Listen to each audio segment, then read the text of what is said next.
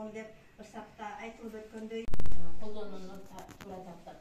Гапыр агайдын балдарды тарбиялоодо энелерге карата көптөгөн китептери жарык көргөн. Айта кетсек, акыл эмгегинин маданияты, өзүн өзү тарбиялоо, асыл инсандык сапат, устаттык өнөрү жана башка ушул сыяктуу биринчи байланыш, физиологиялык байланыш.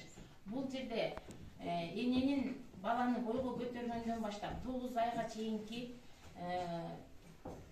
көрүнүш эсептелинет. Демек ошол баланы бойго көтөргөндөн баштап тарбиянын өзөгү башталат экен. Андан кийинки экинчи байланыш биологиялык байланыш. Бул азыктандырып жатып дагы эне менен баланын ортосунда байланыш түзүлөт. Андан кийинки үчүнчү байланыш бул психологиялык байланыш. Бул жерде психологиялык байланышында аң сезимине, жан дүйнөсүнө, ошондой эле жүрүм турумуна эненин деген. Ошонун сыңарында эле психологиялык байланышта эне кандай болсо, деги эле эненин тарбиясын алган кыз дагы дал ошондой болот. Ушул жерде агайдын жыр макалы бар. Энесин көрүп, баласын күйөө кыл деп агай өзү жаңы макал киргизген. Ошонун сыңарында эле эне кандай болсо, баласы дагы, кызы дагы дал ошондой тарбияга ээ болот экен. Андан кийинки моралдык байланыш. Бул жерде моралдык байланышта адамгерчилиги, баланын адамгерчилиги, иштермандыгы, мекенчилдиги түз энеден өтүп турат экен. Мисалы биздин өнүккөн өлкөлөрдү карап келе турган болсок, өнүккөн өлкөлөрдө биринчи энени тарбиялайт экен. Энени тарбиялап, мамлекетибиздин өнүгүшү дагы энелерге байланыштуу экен. Татыктуу инсан чыгаруу бул энелердин милдети деп эсептелинген. Андан кийинки байланыш социалдык байланыш. Социалдык байланыш түзөгөнгө кимдер түптөйт экен? Энелер, аялдар. Бул жерде көрүп тургандай эле биз балдарыбызды ата бабаларыбыз келген. Ошентип тарбиялап келишкен. Мисалы айта кете турган болсок, кыз энеден үлгү албаса жоркок болуп калат экен. Кыз башка үйдүн жарыгы. Кызды биз тарбиялайт экенбиз, багып чоңойтот экенбиз, бирок бул эмнекен башка үй-бүлөнүн бүлөсү болуп эсептелинет. Кыздуу болсоң көздүү бол.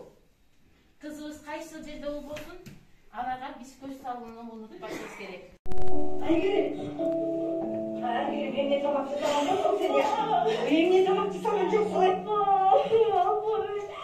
Болдучу жарбашпачы. Жумуштан чарчап бөлөйүн деп келсе. Тамак жасабайсың. Кой берейин, мен тамак жасашым керек. Ушусунда бул жалаң стресс менен өтүп, кыздын кийинки турмушуна да балта чабылды деп ойлойм да бул жерде. 90% болот. Жана айтылган 1% аталардан болсо, 90% энелерден атанын жакшысы бул бир балага гана өтөт экен, апанын жакшысы бул бардык балага өтүп турат экен. Гапыр агайдын энелер мектебинин негиздөөчүсү деп атпайлыбы?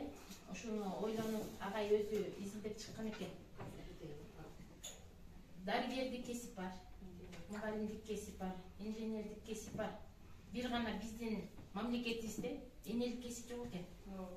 Эң биринчи кесиптердин жалпылап айтып кетсек, ушул кесиптердин бардыгынын ханышасы бул энелик мектеп экен. Ушул чеберчиликти энелер аябай биз колубуздан саймат окуганды, дагы курак курагандын чеберибиз энелер. Бирок баланы тарбиялоодо ушунчалык эмнекен чеберчилик керек экен. Ошо сайманы кантип сайып көркүн ача турган болсо, кыз баланы дагы эмнекен ошончолук токуп, тарбияны мээримди төгүп тарбиялай турган болсок, биз энелик кесиптин чеберчилигине жетет экенбиз да. Ошол себептен Гапыр агай энелер мектебин негиздеп чыккан экен. Биздин мектепте да 2 жылдан бери ушу энелер мектеби ушулуп келе жатат. Көрүп жатасыздар, катышып жатасыздар.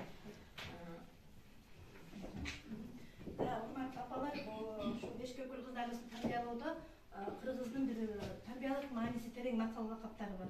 Ошодо кыздарды да кыздарга 40 үйдөн тыюу деген макал азыркы учурда өзүнүн күчүн жоготуп баратабы же кандай сиздин ойлоруңуздар? Жанагы сотка деген бар телефон. Кыздарга өздөрүнө тапшыра беришет. Баласын күйөө ала кыл деген жаңы макалды азыр баарыңыздарга акпарат берген ушул акпаратты бириштирип көрсөңүздөр. Азыр көптөгөн могу эмне үчүн бириштирдик? Азыр бул жерден кыз аябай жабыркады.